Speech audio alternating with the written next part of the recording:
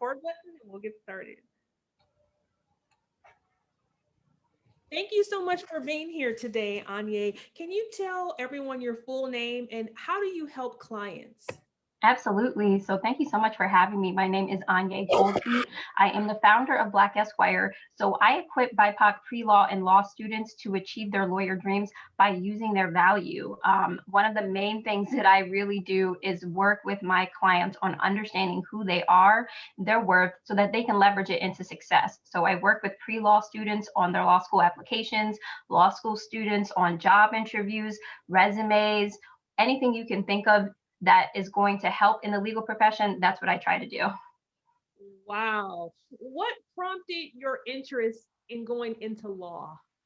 Honestly, it was a personal choice for me. I was interested in law at a young age, but I don't think I really even knew what a lawyer did, right? So I kind of thought of, well, what am I good at? What do I like to do? As a kid, I talked a lot and I like to argue. So it was natural for me to gravitate towards a career in law. But I also have a personal situation where my father was killed in a drug deal when I was 6 months old. And so it wasn't until college that I really started to investigate the case and sort of what happened. So my sophomore year, I actually found out that the person who murdered him was trying to get out of prison. So he filed what's called a petition for writ of habeas corpus. And at that time, I was like, I have no idea what this is. So I started doing some research, and that kind of just really propelled me into to law and kind of just piqued my interest to keep looking into it. And so I did.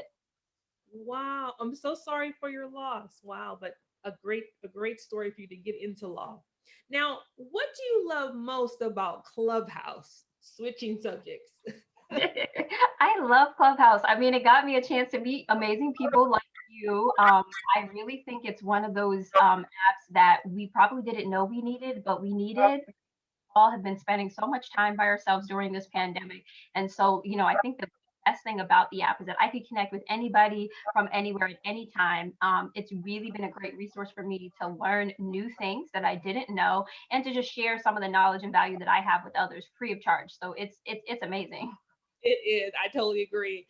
Now, you almost have like 3,000 followers. So, how much time do you spend on Clubhouse?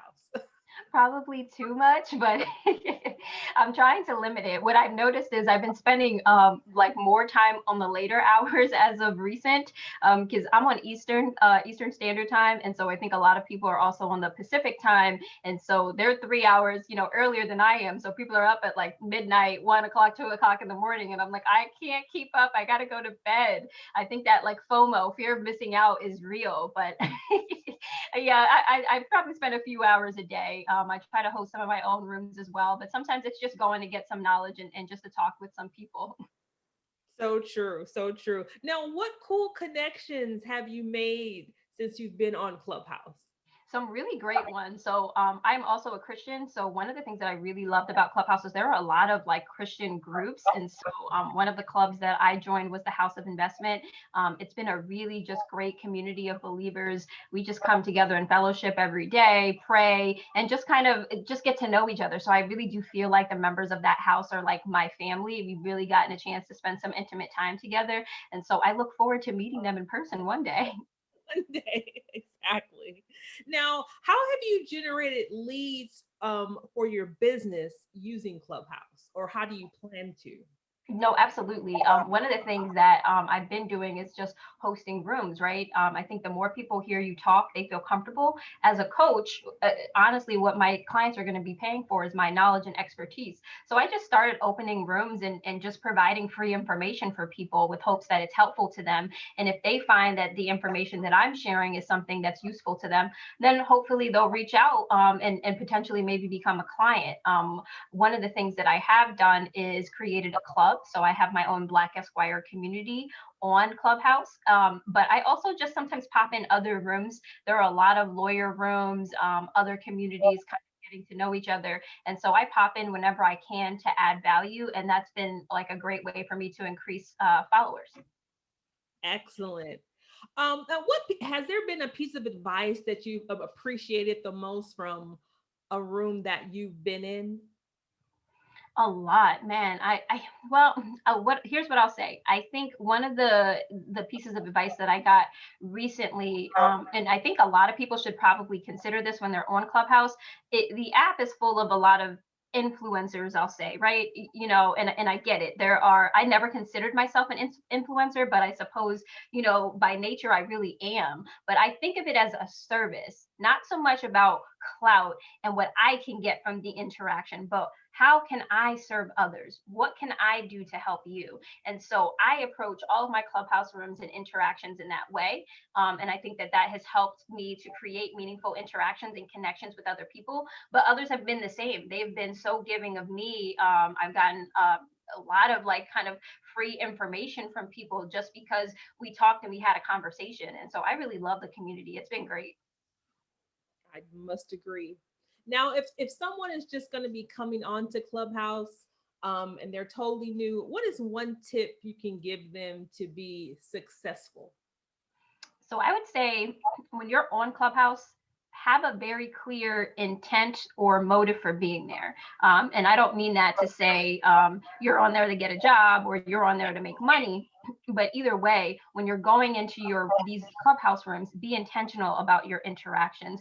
And if you're going up on stage, have something of value to add to the conversation or a specific question. What I have noticed is that, especially with new people, sometimes they pop up on stage and they're not really sure what to say. But what I do think is a great thing about the app is if you're not used to public speaking, this is a great way for you to get more comfortable. You're in a space, people don't have to see you and your facial expressions, right? And it's a great opportunity for you to make your voice heard. So that would be one of my suggestions as well. And then overall, I mean, there's so many different specific tips. You want to make sure your bio is set up well. But the most important thing I would say for anybody that's on the app is if you want to make those connections, make sure you connect your Instagram or your Twitter accounts, or at the very least, put your email address in the bio so that people can connect with you. Because the way the app is set up right now, there's no messaging platform within the app. So that would be the first thing that I would do.